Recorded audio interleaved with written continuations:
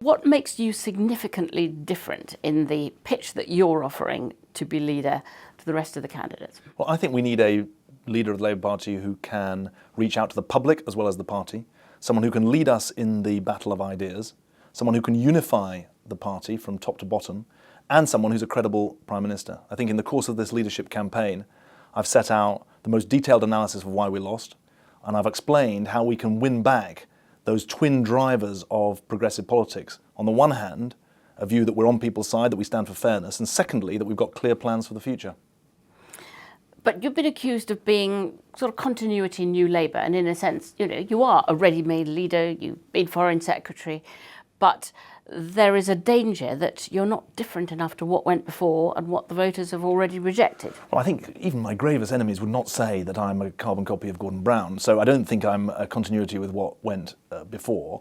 I think that we've got to recognise that we face a very serious situation in our country. We've got a government which is shredding public services, which is applying shock therapy to the NHS as well as to the economy, and which is trying to rewrite the rules of politics. So we need to get back in the game quickly. We get back in the game not just by being a strong opposition. We get back in the game by having an alternative. And that means learning the right lessons of the last 13 years, but also understanding the future. Because I think if I have a criticism of all of us in the leadership election, it's been a bit too inward-looking and a bit too backward-looking. And we have to recognise that the Britain of 2015 or 2020 is going to demand different ideas about how we create wealth, about how we build community, about how we tackle inequality of opportunity than we've had before. You've accused your nearest contenders of returning to Labour's comfort zone, of a kind of pantomime opposition. Well, I've warned of the dangers of that, because I think there is a real danger that we have plenty to oppose. Let's not kid ourselves. I mean, things that are being done to our country that we vehemently oppose and that threaten much of what we hold dear. So there's an inevitable and right requirement that we oppose. But if that's all we do, then we will fulfill a role that actually isn't capable of turning us into a party of government again. You've warned about no return to Labour's comfort zone, immediately replied by your brother Ed today in a press release saying no return to the new Labour comfort zone. Isn't there a danger too that you refer in your article today, you refer to 1994 and 1997 as if they were the glory days?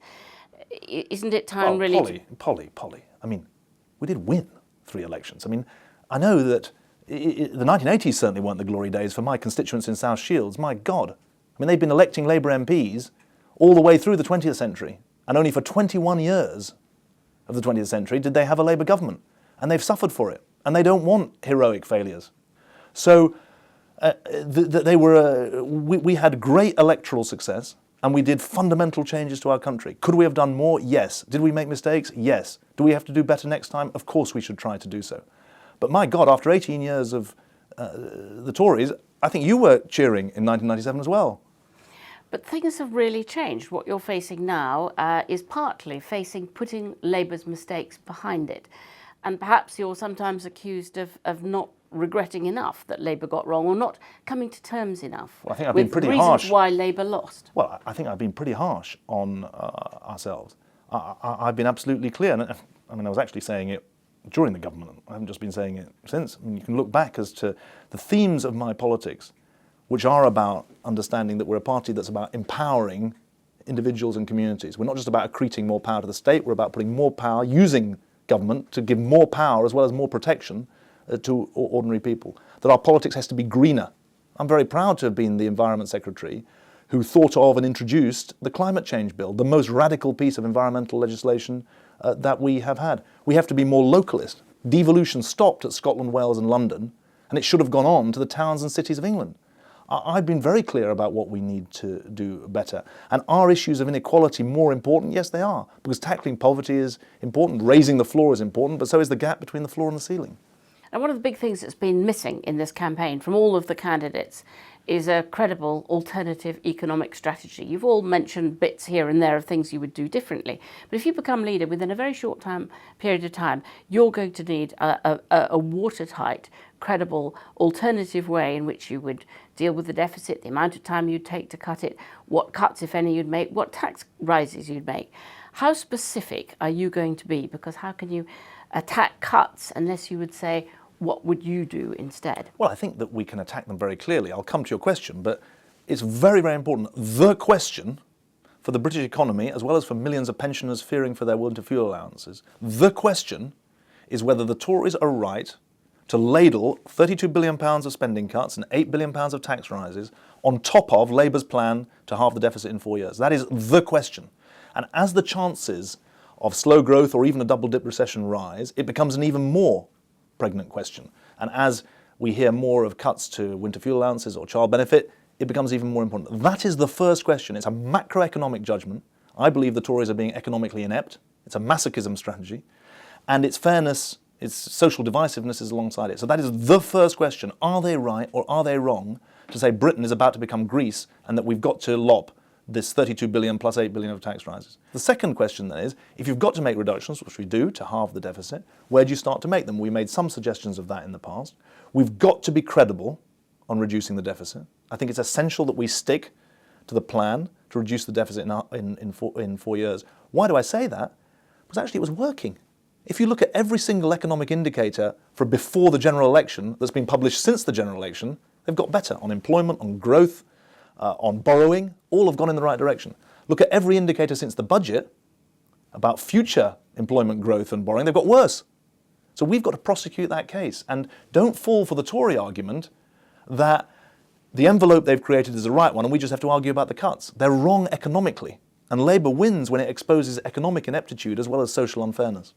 And would you stick to this very rigid box that Labour has put itself into, that come what may, whether we suddenly do enter a Japanese-type deflation or whatever happens, or maybe a sudden inflation, as some people have suggested, you will stick whatever happens to halving the deficit in 4 years? Or is there more flexibility? Should it be more pragmatic, your response? Well, what I never understand is that when we publish things that aren't marked secret, no one ever pays any attention to them. So we published and passed an Act of Parliament, the Fiscal Responsibility Act, that set out our plan to halve the deficit in 4 years. And there in black and white, it's a public document, you can read it. It says very clearly the flexibilities that are built in case the economy doesn't work out in the way that we said. So it's not a secret document, so no one reported it. But actually built in to the plans that we set out, published in the Fiscal Responsibility Act, was very clear pragmatism about the future of the economy. I think the longer it goes on, the more right we were to say that halving the deficit was the right thing to do. That's why I stick to it very, very strongly. But there in black and white is precisely the sort of pragmatism that drove Alistair and Gordon to choose this path in the first place, and I think they've been proved right. Well, if you still think you're going to stick to it, you're going to have to spell out some pretty severe cuts yourself, or some pretty tough tax rises, or probably both. Are you going to come clean about that? We did do both before the election. But nothing like enough to cover. Well, we spelt out 20 billion of spending cuts and I think 19 billion of tax rises. So if you're saying, are we going to do the Tories' work for them?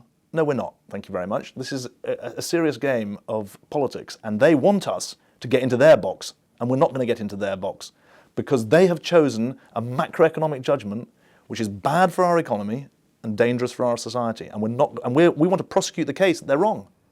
But every time you criticise them for a particular cut, for instance, you mentioned winter fuel allowances that you would defend, supposing they do go ahead and cut them, they're going to say, well, what would you do instead? Well, but they're choosing £32 billion of cuts on top of the ones that we would have had to do to halve the deficit, plus 8 billion of net tax rises. So we will have to take this on. But the first and most fundamental thing, I worry that it's not given proper credence. The decision they made about the macroeconomic judgment they made about the course of our economy and the role of the public sector in sustaining confidence until private sector confidence returns, that is the biggest judgment for a generation. And they need to answer for it. Our leadership contest is about character as well.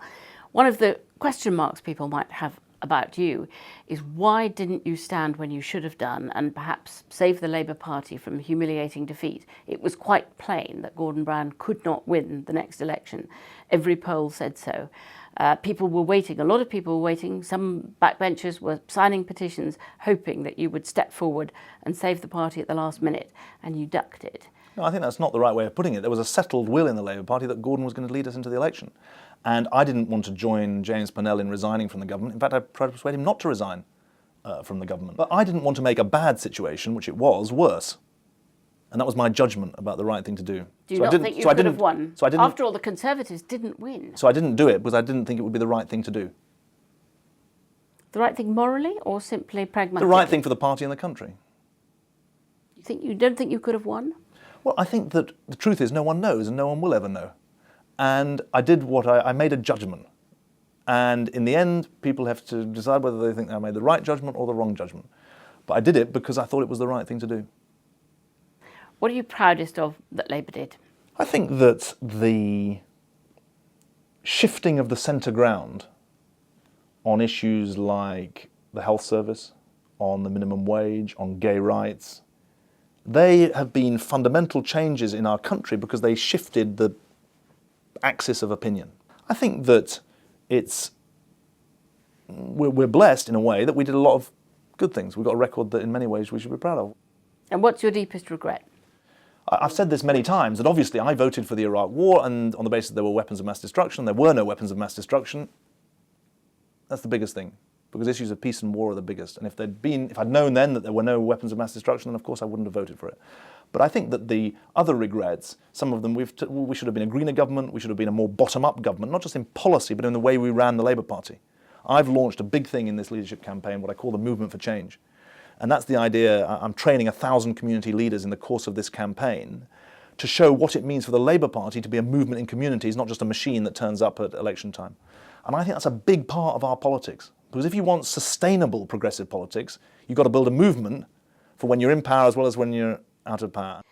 Perhaps one of the biggest failings of Labour, which has most shocked its own members, is to find that you failed to roll back inequality. It's something that Labour, though trying very hard with tax credits, only managed to just about halt.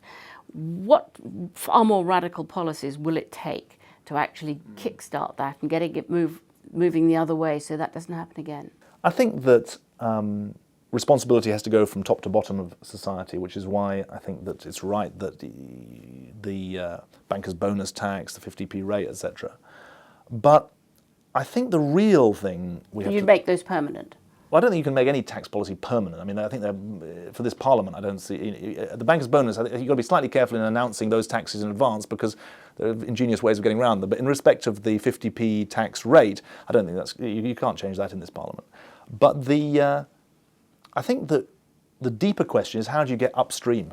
We spent a lot of time downstream with tax credits and other things to try and tackle the symptoms, and that's important. But we're going to have to get upstream to tackle the cycle of disadvantage. And I think that raises questions about employment, education, health. Actually, just to take one example on employment, one of the most radical things you can do is prevent long-term unemployment. And we developed a policy in the last 3 years of guaranteeing a job to someone who was 18 to 24 who had been unemployed for 6 months.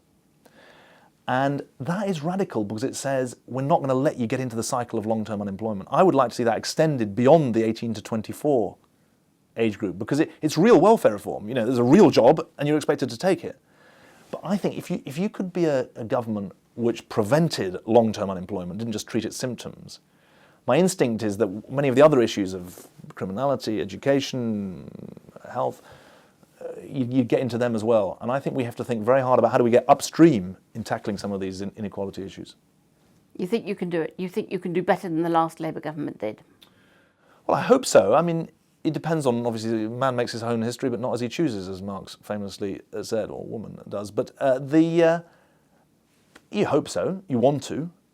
You don't know the circumstances. You alluded earlier that we don't know quite what we're going to inherit from this current crew. And the portents are bad. The IFS have reported that it was a lie to claim that the poor would benefit from the budget and the rich would pay for it. In fact, it was a budget that was soft on the banks and hard on the poor. And it's a regressive budget. And we were sold double talk, not straight talk, by the government. So we don't know what we'll inherit. But that's one reason we have to be a fighting opposition. But we also have to be an alternative government which keeps its values clear, understands what it means to get into power, and has plans to change the country if we do. Thank you very much. Thank you.